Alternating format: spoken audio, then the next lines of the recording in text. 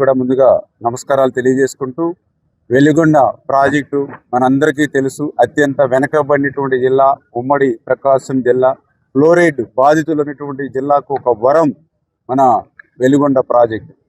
అటువంటి వెలిగొండ ప్రాజెక్టుకు సంబంధించి 2026 జూన్ కల్లా పూర్తి చేసి నల్లమల సాగర్కి నీరు తీసుకురావాలని ఏదైతే చంద్రబాబు నాయుడు గారు లక్ష్యం నిర్దేశించారో, ఆ లక్ష్యానికి అనుగుణంగా ప్రతి వారము కూడా చంద్రబాబు నాయుడు గారు మరి సెక్రటేరియట్లో రివ్యూ చేస్తూ, మొన్ననే ఇక్కడే ఫెడరల్ కెనాల్కి సంబంధించినటువంటి సీసీ వాల్ లైనింగ్కి మొన్ననే శంకుస్థాపన చేసి, ఏదైతే ఈ యొక్క ప్రతి వారము 10 రోజులకు ఒకసారి ఫీల్డ్ కూడా విజిట్ చేసి ఎప్పటికప్పుడు పనుల వివరాలని ప్రతి వారము కూడా ముఖ్యమంత్రి గారు అందజేయమని ఆ రోజు మరి మార్కాపురం సభలో కూడా స్వయంగా ఆయనే చెప్పినట్టు విషయం కూడా మీ అందరికీ తెలుసు. మరి ఈ రకంగా పోలవరం ఏ రకంగా అయితే 2027కి పూర్తి చేయాలని ఈ రకంగా లక్ష్యం పెట్టుకున్నామో, ఈ 2026కి మరి వెలిగొండ పూర్తి చేయాలనేటువంటి లక్ష్యం అనుగుణంగానే మరి ఈరోజు కూడా ఈ యొక్క శ్రీశైలం బ్యాక్ వాటర్కి సంబంధించి ఆ కొల్లెం వాగు మీదుగా ఈవేళ ప్రయాణించి అక్కడ హెడ్ రెగ్యులేటర్ పనులు ఏవైతే ఉన్నాయో వాటిని అన్నింటినీ కూడా ఈరోజు పరిశీలించడం జరిగింది. హెడ్ రెగ్యులేటర్కి సంబంధించి ఇంకా 30% పనులు బ్యాలెన్స్ ఉన్నాయి. అక్కడ రిటైనింగ్ వాల్ కానీ అదేవిధంగా వింగ్స్ కానీ, ఆ 30% వింగ్స్ రిటైనింగ్ వాల్స్ని ఖచ్చితంగా ఈ యొక్క ఏప్రిల్ నెలాఖరికి మే 10వ తారీఖు కల్లా కంప్లీట్ చేసేటువంటి విధంగా వాళ్ళకి ఆదేశాలు ఇవ్వడం జరిగింది. అదేవిధంగా టన్నెల్ 1కి సంబంధించి మరి ఏదైతే ఇంకా 1,20,000 క్యూబిక్ మీటర్ల మట్టి ఏదైతే టన్నెల్ 1లో ఉందో దాన్ని కూడా ప్రస్తుత జరుగుతున్నటువంటి పనులకు ఆటంకం లేకుండా ఇప్పటి నుంచి ఎంత మేర వీలవుతే అంతా కూడా బయటికి తొలగించమని చెప్పేసి కూడా ఆదేశించడం కూడా జరిగింది.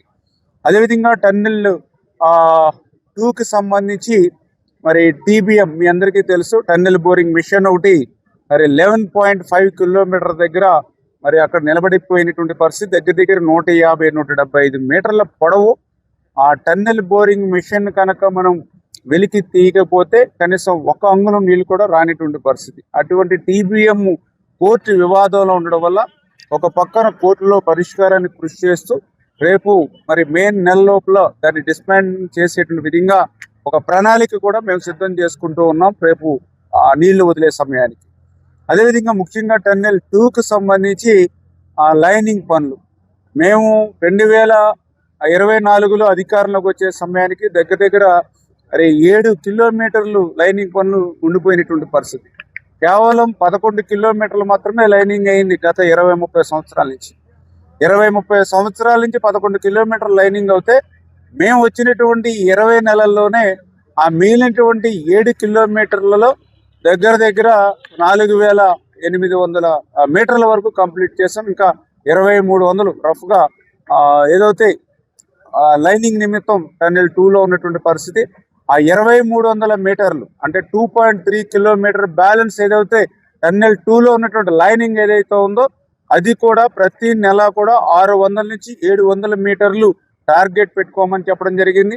ఇప్పటి వరకు 4 గ్యాంట్రీలు మాత్రమే అక్కడ పనిచేస్తూ ఉన్నాయి. 5వ గ్యాంట్రీని కూడా అదనంగా తెప్పించి బిగిస్తూ ఉన్నారు. ఖచ్చితంగా అది కూడా ఇంకొక 10 రోజుల్లో ఆపరేషన్లకు రాబోతున్నటువంటి పరిస్థితి. అదేవిధంగా ఏదైతే ఈ యొక్క టన్నెల్ 1-2కి సంబంధించి ఆ కళ్ళెం వాగు దగ్గర కూడా మేము అక్కడ కూడా గేట్స్ ఓపెన్ చేశాం. కాబట్టి మరి వీటన్నిటిని కూడా ఒక ప్రణాళికాబద్ధంగా మెషినరీని పెంచుకుని, మ్యాన్ పవర్ని పెంచుకుని, డే అండ్ నైట్ వర్క్ చేసుకుని, ఆ వర్క్ చేయడంలో కూడా క్వాలిటీ అనేది వెరీ ఇంపార్టెంట్.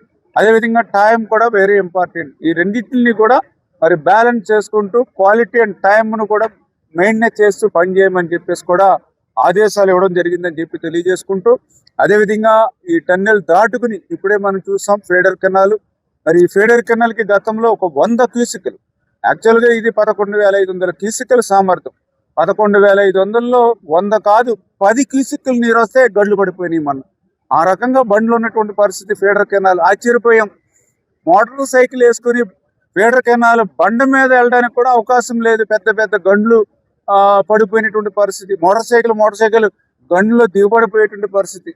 అటువంటి స్థితి నుంచి 460 కోట్ల రూపాయలు మళ్ళీ కూటమి ప్రభుత్వం చంద్రబాబు నాయుడు గారి నిధులు మంజూరు చేసి, మొన్ననే చంద్రబాబు నాయుడు గారు కూడా శంకుస్థాపన చేసినటువంటి ఫీడర్ కెనాల్కి సంబంధించి సిసి వాల్ 5.3 కిలోమీటర్ల సిసి వాల్ ఉంటే ఆల్రెడీ దాన్ని ఇప్పటికే 75% పూర్తి చేసాం. ఒక్క 2 నెలల్లో 75 పూర్తి చేసాం.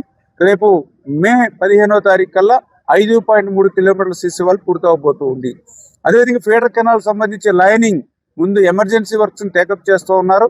అవి కూడా ఆ సిసి వాల్ లైనింగ్ ని కూడా స్పీడప్ చేసుకుని రేపు మనం ఆ నీళ్లు వదిలే సమయానికి పూర్తి కావాలని వాళ్ళకు కూడా ఒక లక్ష్యం నిర్దేశించడం జరిగింది. మరి ఫీడర్ కెనాల్ దాటుకుని మీ అందరికీ నల్లమల్ల సాగర్కి వెళ్తే అక్కడ సంబంధించినటువంటి ఆ రెగ్యులేటర్ వర్క్స్ ఏవైతే ఉన్నాయో అవి కూడా మే నెల లోపల కంప్లీట్ చేయాలని చెప్పేసి కూడా వాళ్ళు కూడా టార్గెట్ ఫిక్స్ చేసి అనుగుణంగా పనులు జరపడం. అంతకు మించి అక్కడ R&R ఎవరైతే నిర్వాసితులు ఉన్నారో అటువంటి నిర్వాసితులకి 900 కోట్ల రూపాయలు R&R నిమిత్తం నిర్వాసితులకు ఇవ్వాల్సినటువంటి పరిస్థితి ఉంది. నిన్ననే ముఖ్యమంత్రి గారు కూడా చెప్పడం జరిగింది. ఏప్రిల్ నెల నుండి రేపు జూన్ నెల వరకు కూడా ఈ నిర్వాసితులకు అంచెలంచెలుగా, ఎందుకంటే ఈ ప్రభుత్వం ఆర్థిక పరమైన ఇబ్బందులు ఎన్నో ఎదుర్కొంటుంది. ఆర్థికంగా గత 5 సంవత్సరాల వైఎస్ఆర్సీపీ ప్రభుత్వం మరి దివాళా తీసినట్లుగా ఖాళీ కుండను ఊడ్చేసి ఆర్థిక పరిస్థితిని అప్పచెప్పింది. ఒక వెంటిలేటర్ మీద ఉన్నటువంటి ఆర్థిక స్థితిని మాకు అప్పచెప్పారు.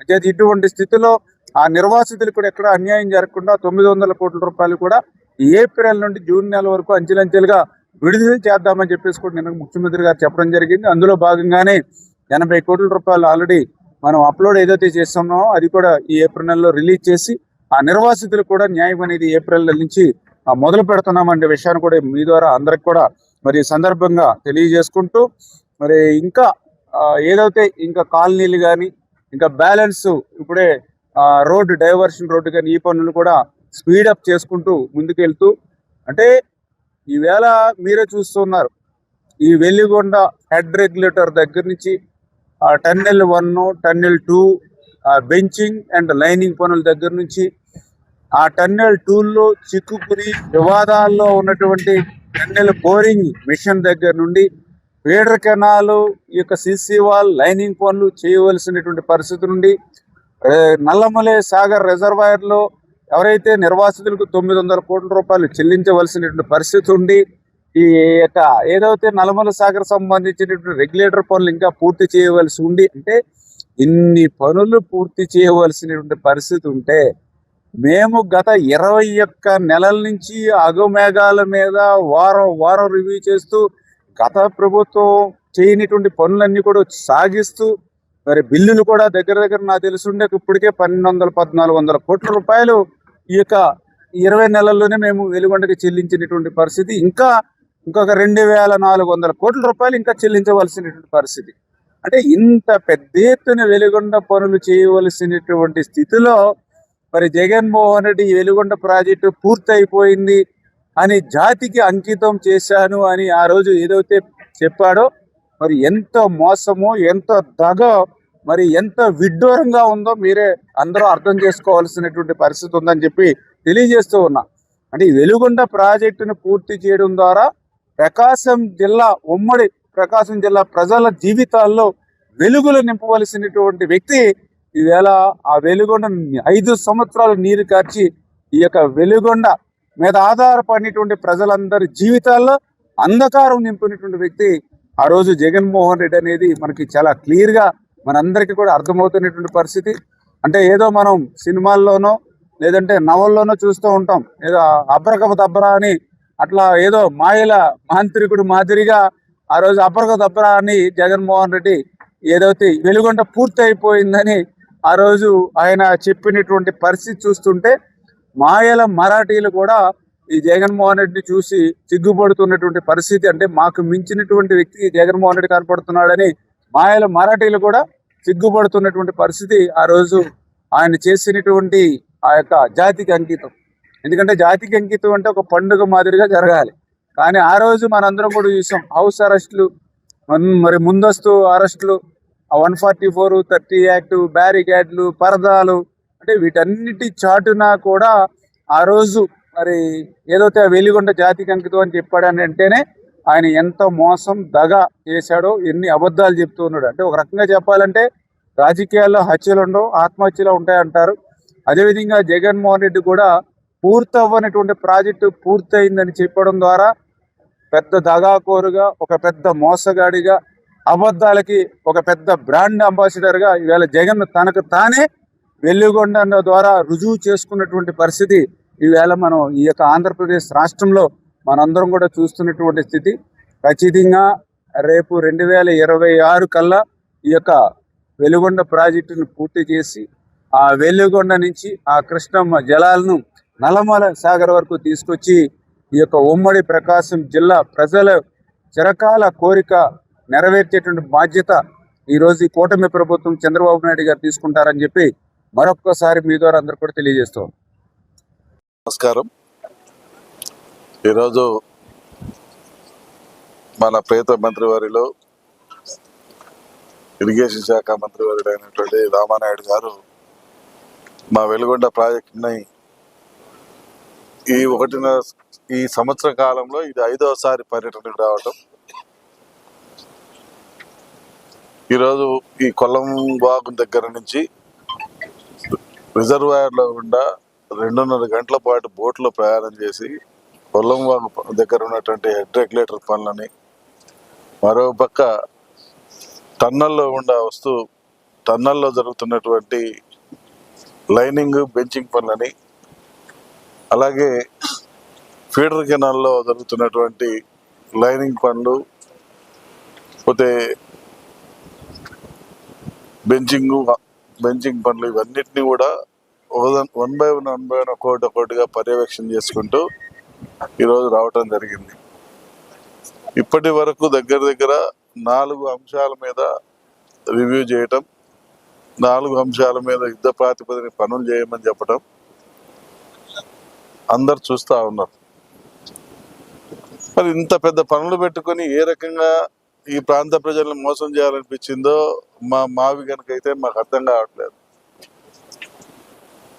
ఇన్ని పనులు పెట్టుకొని ప్రాజెక్టు పూర్తి అయిందని చెప్పి ఏ ముఖం పెట్టుకొని వచ్చి ఈ ప్రాంతంలో ఓపెన్ చేసిపోయినామో ఇక్కడ ఉన్నటువంటి ముందు వైఎస్ఆర్ పార్టీ వాళ్ళు ముందు సమాధానం చెప్పాలి. మీకు ఆడ సిగ్గు లేదు, ముందు మీరు పోయి పూలు జల్లి స్వాగతాలు పలికి జేజేలు కొట్టి ఈ ప్రాంత ప్రజలను మోసం చేయడానికి మీరు పూర్తయింది చెప్తేనే కదా అతను వచ్చి ఉంటారు. లేదంటే అతనికి వాళ్ళ అధికారులు తప్పుదోవ పట్టించండి వచ్చి ఉంటారు. లేదంటవా ఈ ప్రాంత ప్రజలను మోసం చేయాలనే ఉద్దేశంతో వచ్చి ఉండాలి. ఈ 3 జరిగితేనే వచ్చి ఇంత పెద్ద ప్రాజెక్టును పూర్తి కాకుండా పూర్తి చేసినా అని చెప్పి ఓపెన్ చేసిపోయాడు. మరి ప్రజలు ఇప్పటికైనా గమనించాలి. ఈ ప్రాంత ప్రజలందరూ కూడా వాస్తవాలు మీరు గ్రహించారు, తెలుసుకున్నారు. గత 4 ఎన్నికల్లో ఈ ప్రాంతం నుంచి పూర్తిగా అన్యాయం చేస్తూ ఉన్నారు. పని చేసేవాడిని గుర్తించటంలా, పని చేసేవాడికి న్యాయం చేయటంలా, ఎవరు పని చేసేవాడా, ఎవరు మోసం చేసేవాడా, ఎవరు మాయమాటలు చెప్పేవాడా అనే విషయాన్ని గ్రహించటంలా.